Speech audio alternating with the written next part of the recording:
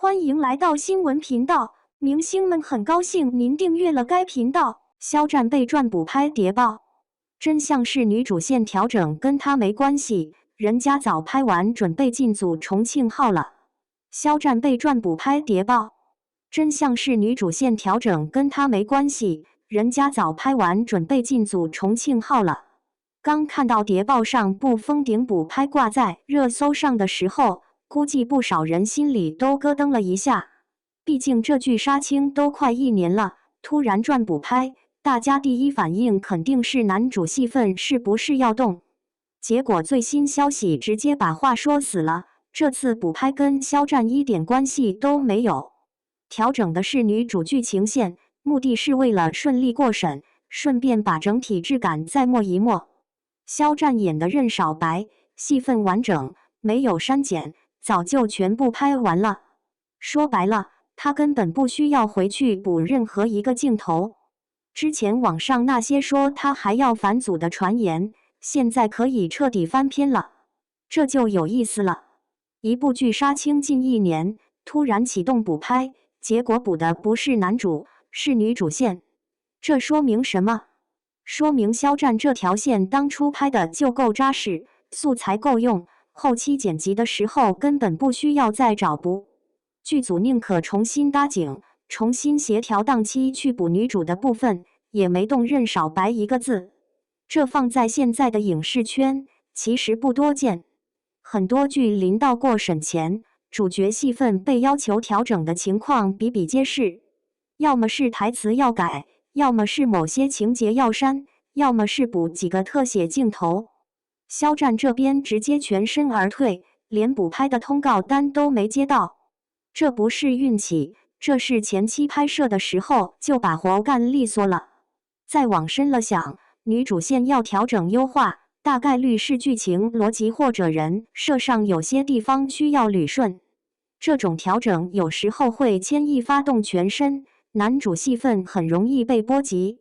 但肖戰的任小白能完全不受影響，說明他的角色獨立性強，故事線完整，跟女主線的綁定沒那麼深。換句話說，他演的這條線從一開始就立住了，不拖泥帶水，也不給後期留尾巴。娛樂圈裡能讓劇組這麼省心的演員真的不多，很多演員拍完戲，後期剪輯的時候發現一堆問題，還得把人叫回來重新補，一來一回。檔期亂了，狀態也斷了，劇組成本更是往上漲。肖戰這次直接跳過這個環節，殺青就是殺青，轉頭就奔下一個組去了。說到下一個組，就是重慶號。這名字最近開始頻繁出現在各種爆料裡，說是馬上要開機了。從諜報上部封頂的任小白，到重慶號的全新角色，中間幾乎沒什麼空檔。這種無縫進組的節奏，肖戰這幾年一直保持着。前面剛殺青，後面新戲就排上了，不是那種臨時接個活填檔期，而是每個項目之間咬得很緊。這說明他的市場認可度和檔期規劃都很穩定，片方願意等他，項目願意配合他的時間，他自己也能迅速從上一個角色裡抽離出來。這種狀態，沒有點真東西是做不到的。回到諜報上部封頂本身，這部劇的題材是諜戰。諜戰劇對劇本邏輯和人物塑造的要求本來就高。任小白這個角色，從目前透露的信息看，是個潛伏在暗處的人物。這類角色最怕的就是後期剪輯時發現線索斷了，或者某個關鍵情節沒拍透。肖戰能一次過關，說明他對角色的理解是到位的，拍攝的時候就知道每一場戲在整體裡的位置，知道哪句台詞是鈎子，哪個眼神是伏筆，所以後期根本不用返工。這就是專業演員和普通演員的區別。普通演員是拍完自己的部分就完事，後期發現有問題再說。專業演員是拍的時候就想着這場戲最終會怎麼用，能不能立住。肖戰顯然屬於後者。再說回補拍這件事本身，很多網友看到補拍2個字就慌，覺得是不是劇要黃了？其實補拍在行業裡太正常了，尤其是諜戰劇、歷史劇這種審查嚴格的類型，補拍幾乎是家常便飯。有時候是政策要求變了，有時候是初審意見下來了，有時候是後期發現某條線不夠豐滿。這次諜報上不封頂補拍女主線，大概率就是最後一種情況。女主這條線在整體敘事裡可能承擔了某種情感或者立場轉變的功能。這種功能如果拍得不夠細膩，過審的時候容易被打回來。所以劇組選擇補拍優化是負責任的做法，總比硬着頭皮送審，然後被一刀切掉要好。而肖戰的戲份之所以不用動，還有個可能的原因，就是他的角色在整部劇裡承擔的是主線任務推進，跟感情線、立場搖擺線這些容易出問題的部分離得比較遠。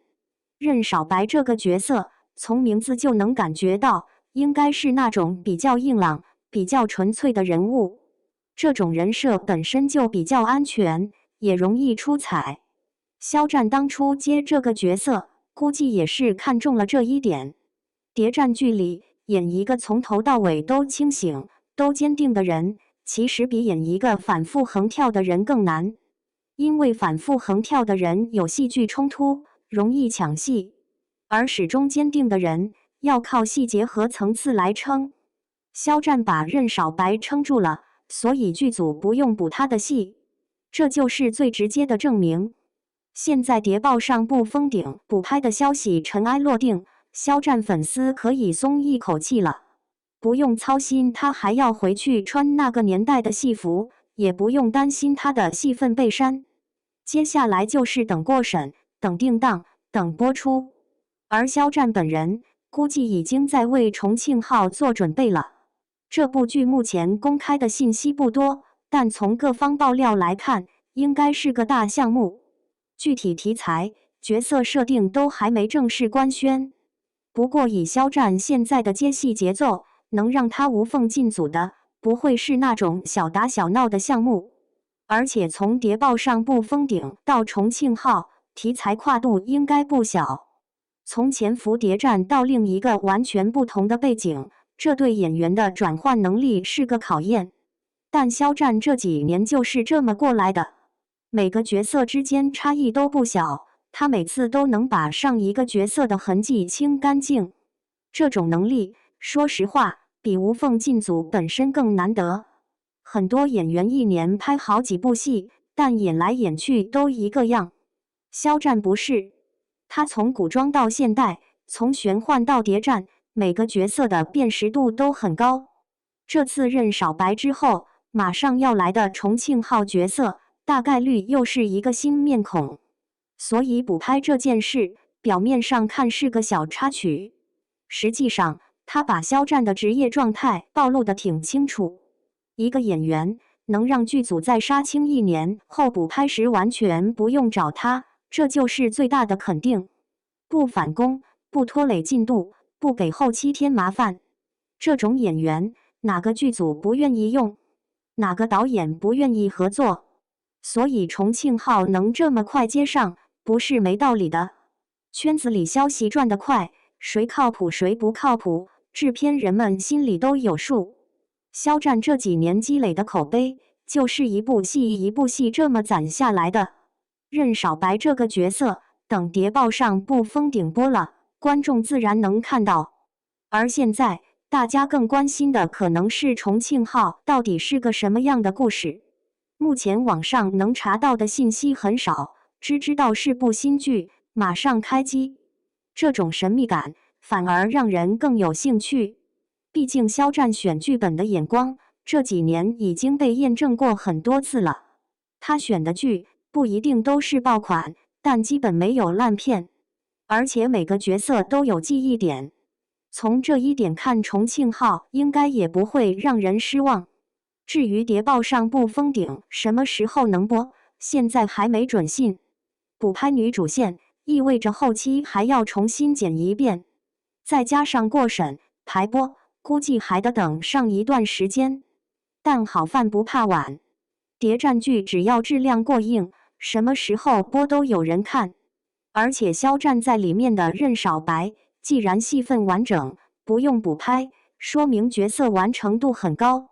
等播出的時候，這個角色應該會成為他演藝生涯裡的又一個代表。